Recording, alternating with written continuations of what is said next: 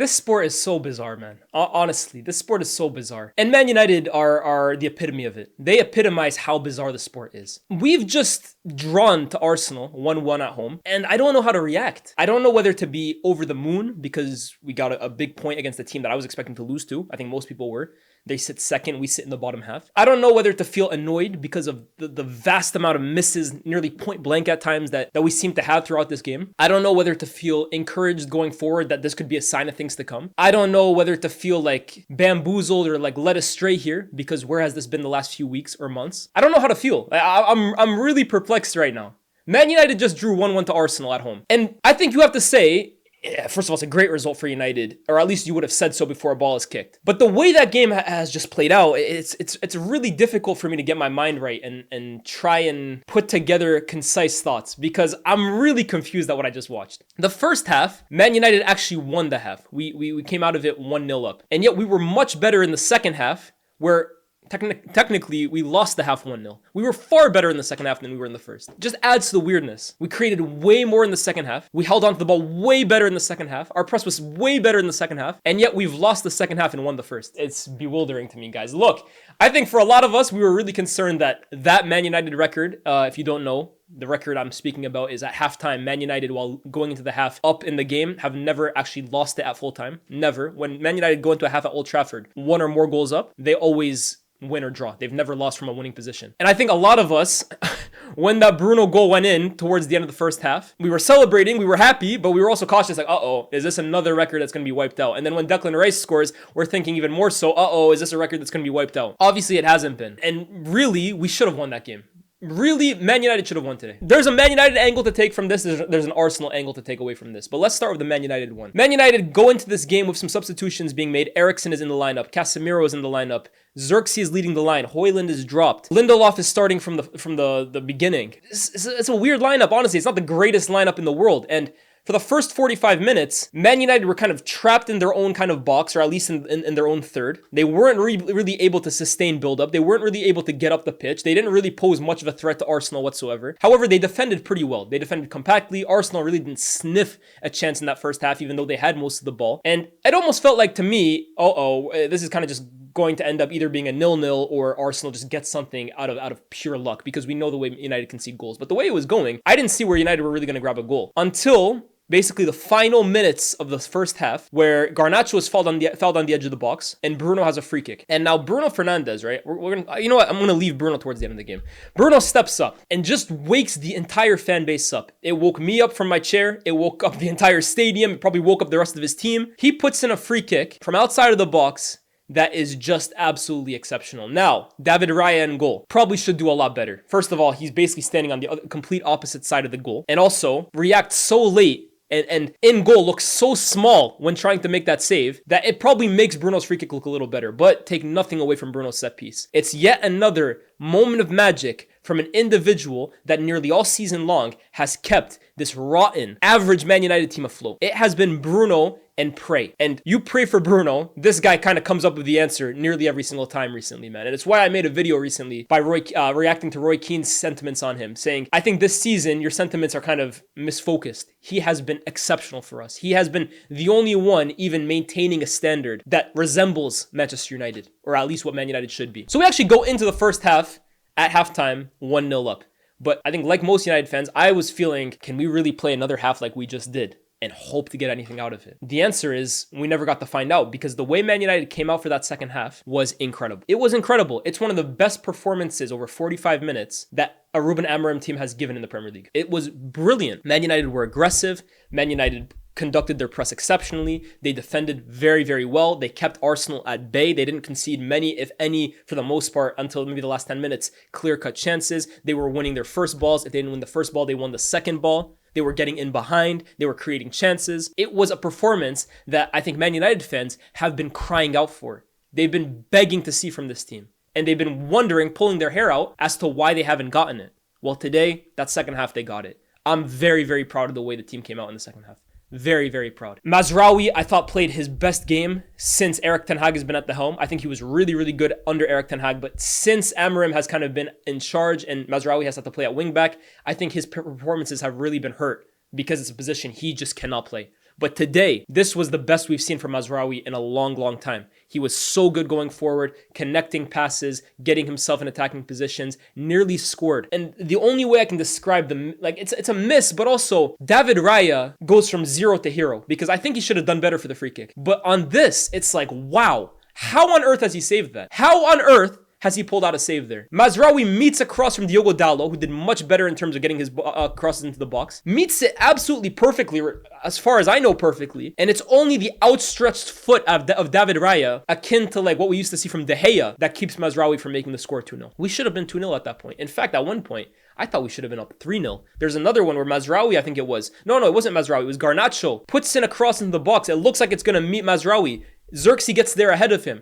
Tries, in French we say la talonnade, the back heel, the flick into the far post. Again, really smart save from David Raya to go down low. It should have been 2-3-0 at this point. And I'm not trying to say Man United were like dominating Arsenal in terms of possession. We weren't. But in terms of clear chances, they were all falling to Man United. And with a better attack today, or maybe if David Raya doesn't have such a great game, we win this game before the 60th minute even happens. We created so many chances. We were on top of Arsenal. We were forcing mistakes from them. We were making overloads, creating overloads in wide positions. Garnacho was finding so much space in terms of coming off from the right and cutting it on his left, making defenders swarm to him, playing it to open guys. And I'm just thinking to myself, where has this been all season? You've shown today you're capable of playing like that. Where has this been all year? I want to give a big shout out to Ayden Heaven, who came on at halftime. And this is a kid, as far as I know, he made his debut this season in any competition in preseason for Arsenal against Man United in the US. And he actually got destroyed by Rasmus Hojlund, I remember. And today he's made his Premier League debut, coincidentally, for Man United against Arsenal. Comes on at halftime for Lenny Yoro. That's a wonderful debut. Honestly, that's a wonderful performance from Ayden Heaven. I thought he was so strong defensively, good in the air, won his duels, but also brave on the ball. And that's something I really like to see, especially from youngsters. Get on the ball and not afraid to kind of carry it out. Avoid pressure, dribble out of pressure, pick up the ball in dangerous positions, get himself up the pitch. If anything, I want to see more from that from Man United players. Bravery, fearlessness. I thought Ayden Heaven today was exceptional. And I thought Toby Collier, when he came on for Eriksen, was also very, very good. But Eriksen was one of them, right? Where in possession at times he looked decent. There was a set of play between himself and Bruno where it ended up, I think, Bruno kind of getting out of pressure, but it was a really good combination from the two of them. But outside of that, Eriksen, I think, should have been sacrificed 10, 15 minutes earlier. I think, as always, Eriksen in these kinds of games is a liability physically. He isn't able to compete over 90 minutes, especially from a physical aspect. And I think towards the end, it was a substitution that was screaming Amorim in the face. And he only made the sub when Declan Rice got the equalizer. Now, Declan Rice, again, as far as I can remember, I think had Arsenal's first real opportunity of the game. Before the Declan Rice equalizer, I can't remember Arsenal having one clear-cut opportunity. Jurrien Timber kind of weaves inside of the box, beats Mazraoui, puts it to the edge of the box. Declan Rice unmarked. Wonderful strike, to be fair, off the post and in. To be honest with you, Declan Rice was one of Arsenal's better players today, and he did prevent a goal on the other end as well too. But from an Arsenal point of view, I found it really interesting how many times Declan Rice kind of picked up the ball in dangerous positions, how many times the ball would fall to him in the box, how many times the ball would fall to him in the final third off the left. It came to a point where I just started thinking to myself, like, this isn't coincidence, it's by design. Declan Rice is getting on the end of Arsenal chances. And yeah, he scores. So a lot of people will say that's why they find him in the final third. But guys, that's Declan Rice's second goal of the season, I believe, in the Premier League. I think they said today, the commentary said it's his second goal of the season. That shows you that Declan Rice is not an attacking threat like that, right? He's not. You ideally don't want Declan Rice to be the guy getting on the end of your chances. Congratulations to him, he scored today. But the fact that it's the second goal of the season shows you it's not his game. From an Arsenal point of view, if I was an Arsenal fan, I'd be wondering to myself, why is it that the ball always ends up finding Declan Rice there? I wouldn't blame Declan Rice, I would blame the instructions. Why is it not a more adventurous attacking player kind of picking up the ball in those areas? Because I'm sure if it was, they'd have more than 2 goals. I think so. So congratulations to Declan Rice for his goal. Took it very, very well. I thought he was arguably their best player today. But I think that's a conundrum. And I think it's a question I would have if I was an Arsenal fan. Why does it always seem like Declan Rice is the guy getting the ball in dangerous positions? Why is it not a more attacking player? So Arsenal get that goal. And again, I think from that moment on, United fans are starting to think, could the record be going? Are we going to let this slip? Are we going to throw away what seemed like a really strong position in the game we kind of had on it? But nah, give credit to Man United. I think they reacted well to the goal. I think they continued to press for chances. Immediately after we conceded the goal, Hojlund comes on, Collier comes on, and Rasmus Hojlund. I was very happy he didn't start the game. because I think when I watch him play, it's becoming very clear that he's a liability for United. And I was just waiting to see when Amorim was going to realize that we're playing with 10 when this guy's up front. So he started off the bench, came on, with about 30 minutes left in the game. And to be fair to Hojlund, he did what you would expect him to do. Run the channels, at least try and be physically commanding, at least give the center back some kind of challenge. But again, when it actually comes to playing as a center forward, in terms of the attacking game, in terms of finding his way on the end of chances, in terms of anticipating chances, this guy showed you, yet again, he is a trillion miles away from what Man United need. He's a trillion miles off the pace. The first one, right? Man United press from the front. I think it's Bruno or I think it might have been Casemiro, actually, who played a really good game today. Casemiro ran it back. I think he had 9 tackles won today. Wins the ball up, basically on the edge of the box. Falls to Rasmus Hojlund inside the box. Goal at his mercy. Get the ball under control, fire it. The ball gets to his feet. His first touch is lousy. He's like stumbling over it. He's not set whatsoever. He's clearly rusty. He's clearly out of confidence. And on top of that, he's just not very good. A striker on top of his game. Confident. Firing. Bundles of ability. Kills the ball. Shot, goal, run off and celebrate. But unfortunately, that's the situation we have with Rasmus Hojlund. The guy is so out of it, both confidence-wise, both rhythm-wise, both quality-wise, that I really wonder when his next goal is coming. The commentator said today at number 9, with more than 20 games without a goal, that's not a good sign. It isn't a good sign. And I've been a critic of both himself and Xerxes. What I'm seeing from Xerxes over the last month or two is infinitely more promising than what I'm seeing from Rasmus Hojlund. I still think there are doubts about Xerxes. I wouldn't call him the perfect striker, but I'm sorry, I'm starting him every single game, every single day of the week over Rasmus Hojlund. The second one, brilliant bit of play from Man United. Low cross into the box from Collier. Rasmus Hojlund's shot gets blocked by Gabriel. Has to be doing better there, man. Has to be doing better there. And then the final chance, man. The final chance right at the end of the game. Again, I'm so proud about the fact that Man United were attacking. They were relentless. They were drawing 1-1. It would have been very easy for them to fall into their shape. But no, they kept pressing for a winner. And in the last minutes of the game, the ball finds its way to Bruno Fernandes. The whole goal at his mercy. Only Raya to beat, really. Yeah, it's a crowded box, but it really falls to him. And some people on Twitter are saying it's a tough chance. There's guys on his back. I get all of that. But he got his shot off. It's not like he got his shot blocked. It's not like he was off balance. The goal was at his mercy. Finish it. You put that anywhere away from David Raya, it's a goal. Unfortunately, he put it in the one place in the goal that David Raya could even have a chance of saving. It's a good save, but I think it's a miss from Bruno. And it's frustrating because today, ladies and gentlemen, before that miss, I genuinely feel confident and comfortable in saying that was a 10 out of 10 performance from Bruno Fernandes. It was a 10 out of 10 performance from Bruno Fernandes. Incredible. Incredible. He was so good on the ball. He was so creative from deep. He was so good in the press. Won the ball so many times. Relieved Man United out of pressure so many times. A quick little pirouette out of pressure when he needed to. A quick little ball over the top when he needed to. That was a captain's performance from Bruno Fernandes. It was a number 10's performance from Bruno Fernandes. It was a number 8's performance from Bruno Fernandes. And I think if he buries that chance and makes it 2 goals on the day, wins us the game, it's easily a 10 out of 10 performance. That is one of the best performances I've seen from a player this year at Old Trafford, or in general in the Prem. I think it was that good. And I'm not going to be too harsh on him because the chance everyone misses. And I think he played well enough that I can ignore the miss. And again, he's carrying us over the last few months. But wow, what could have been? Man United should have won that game today. And I'm not going to pretend Arsenal didn't have chances. Martinelli from a close angle probably should have done a little better. Towards the end of the game, the ball falls perfectly into Odegaard. Just slotted in. Tame effort for Onana. Martinelli's offside on the rebound. But honestly, outside of that, guys, I think Arsenal had a lot of the ball. I think they huffed and they puffed, but they didn't even close to blow the house down. Like, they didn't even come close to it. If I was an Arsenal fan today, I'd be very, very disappointed. And I'd be very, very disappointed in one man in particular. That's Martin Odegaard. Now, I think you look at today at the performance between Bruno Fernandes and the performance between Martin Odegaard. And I'm only doing this because they're very often compared. They play similar positions on the pitch. They're both the captains of their respective team. They're supposed to be the creative leaders of their team, the technical leaders of their team. And I think the performance today from Bruno Fernandes compared to the performance today from Martin Odegaard doesn't even just shout levels. It screams levels. Now, I've been a critic of Bruno in the past, but one thing I can never accuse Bruno of is hiding in big moments, of playing passively, of playing easy to defend, of taking the safe option. I can never accuse him of that. If anything, the thing I'd accuse him of is sometimes being too risky, taking too many chances, being too reckless. But cowardice from Bruno in terms of on the ball, I don't think it's possible to do that. I think he always wants to make things happen. And one thing, if you guys really pay attention to Bruno in this team, he has such an influence on this team, not even in terms of his performance, but almost in terms of his aura. I'll actually go and say it. His aura. Look how many times Man United get on the ball any player, pick their head up and immediately look for Bruno Fernandes. They almost use him as a crutch.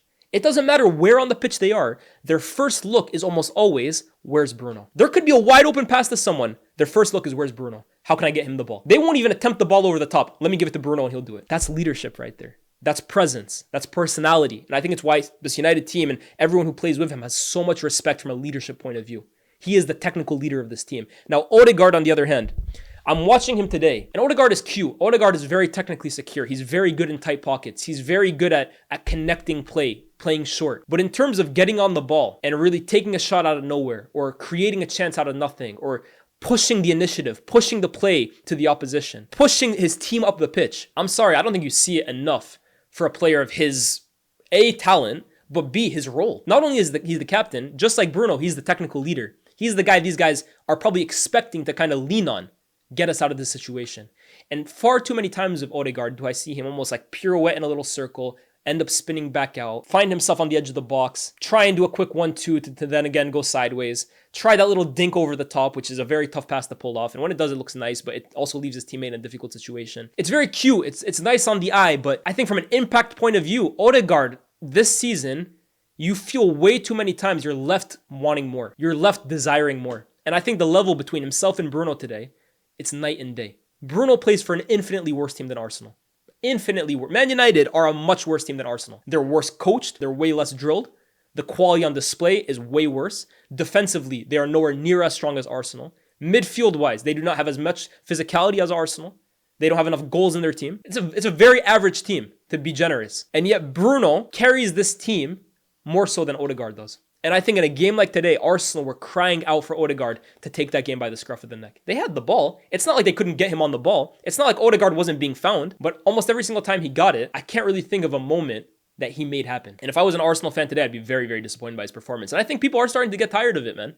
I think he is starting to kind of like go under a microscope here, where Saka has been out, and Saka is technically the guy that comes up clutch with moments out of nothing for Arsenal. And in his absence, I think people have looked at Odegaard and expected that he'll take the reins when Saka's gone. I'm sorry, it's appearing more and more so like Odegaard is the Robin to Saka's Batman. He's the B to Saka's A, rather than those two being the A's, those two being the leaders. It almost feels like Odegaard is a clear tier below Saka now. I think at one point we all kind of thought that 1A, 1B kind of shit. Nah, there's a clear hierarchy between the two of them. And it's very clear when Saka's not there that Odegaard really struggles to kind of get it going for Arsenal. And for me, I was startled because typically I watch Arsenal when I'm watching their games. I'm not looking at it from one perspective, but as a team that was defending against them, it really took my attention how many times he just seemed to really do nothing on the ball. And I think for a player of his talent, and he is very talented, that's unacceptable. You of all players shouldn't be playing like that. But Arsenal in general, right? People will say, yeah, we have a lot of injuries. Arsenal do have a lot of injuries. There's no doubt about it. But they had more than enough quality on the pitch today to beat Man United. First of all, Man United also have a lot of injuries. They also have a lot of players missing out. They're also very lightweight in attack. And again, like I said, they're a worse team than Arsenal. And worse teams than Arsenal have come to Old Trafford and taken the game to us. Made us look like the pub team that we are. I think Arsenal today made United actually look like a very good team. They made Man United look very comfortable defensively, which we are anything but. And they actually made Man United look like a dangerous attacking team, which again, we are anything but. And I'd be concerned about that because yes, Saka's not there. Yeah, Havertz isn't there. Yeah, Martinelli is coming back from injury. Yeah, Jesus isn't there. But there's still way more than enough quality on display there to make United look foolish. And I found it staggering again how little threat they pose to us. And a lot of people killed Thierry Henry this week, where before the PSV game, he was saying, why are we not creating enough chances? Why do we play so safe? Why do we play almost like we're not trying to lose rather than trying to win? They went and beat PSV 7-1 and everyone had something to say about him. He's jealous of Arteta. This is why he's a rubbish coach. This is why he's a pundit on CBS. I mean, say what you want. I'm not trying to say that Henry is a better coach than Arteta or that he is. I don't know that. But was he wrong? Did he not have at least a point? Did he maybe not hit at least one thing on the head? Are Arsenal fans really happy with the way they've approached a lot of games this season? Let alone this one. It's ultimately why they won't win the league this year and why they never were going to. Yeah, you can talk about the injuries. The injuries made it a non-contest. The injuries took them out of even the reckoning. It would have been closer if Saka was there and Havertz. I get all that. But ultimately, the way this team approaches games, and I've said it so many times this season, is flawed. For a team that wants to win the league, the way this team has approached games this season is flawed. You will not beat the best teams in the league to a league title playing this way over 38 games. And yeah, you can beat PSV 7-1, but there's been way too many occasions where the opposite has happened. And Arsenal have looked so unthreatening. They've cried out for a set piece to get them out of trouble, and it just hasn't come. And let's not even talk about the fact that Arsenal's set piece threat has gone down the drain since Saka left. For all the talk of Nico Jover, you're only as good as the guys in swinging the crosses. And since Saka's been gone, Arsenal's set pieces don't hit the same no more. So that's Arsenal out of the title race. I mean, that is the title race done. Let's call it what it is, right? Arsenal now in the title race. I mean, they're now 15 points behind with a game at hand. But guys, let's be real. Arsenal don't have what it takes. They're now, winless in their last 3. Liverpool, although they haven't been dazzling over the last few games, they still are just chugging along. And they just know how to win games. It's over this year. It is over. And yeah, Arsenal will get players back in the summer from injury. And they're going to probably buy players as well too. But I think Mikel Arteta and his staff need to reanalyze the situation this summer and need to think to themselves, how are we aiming to take this team forward in terms of how we attack and break down teams long term? Because if this is the plan, even when everyone's back, and at times it was this season, let's not get it twisted. Let's not act like Arsenal were some free-flowing team at the start of the year when everyone was fit, because they weren't. I think they got to regroup this summer and massively think, what kind of football team do we want to be? How do we really seriously want to aim a title challenge and build a title challenge for a 4th consecutive season? Because this isn't the way to do it. Every year I thought Arsenal go into a season stronger than they were previously. This year it's a step back. This year they have at minimum stagnated. I believe they've stepped back. But that's enough on Arsenal. That's their season done. Good luck in the Champions League. I don't see you guys beating an Atletico or a Real Madrid. And as for Man United, I'm very proud of that performance. I'm very happy with a few performances. I thought Matthijs de Ligt was monstrous today. I thought Ayden Heaven had an exceptional Premier League debut. I'm really impressed by that kid.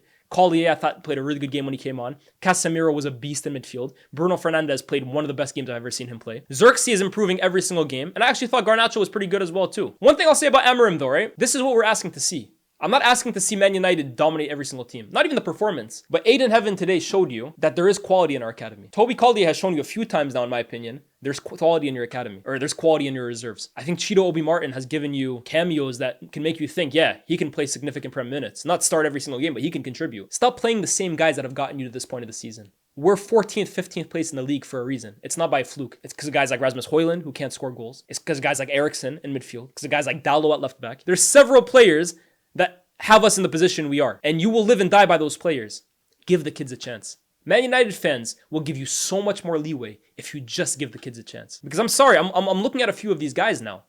There's no way you can tell me they're any worse than the guys that are playing over them. There is no way you can tell me that Man United sitting 14th, 15th, our first team is way too good for these academy players to get a chance.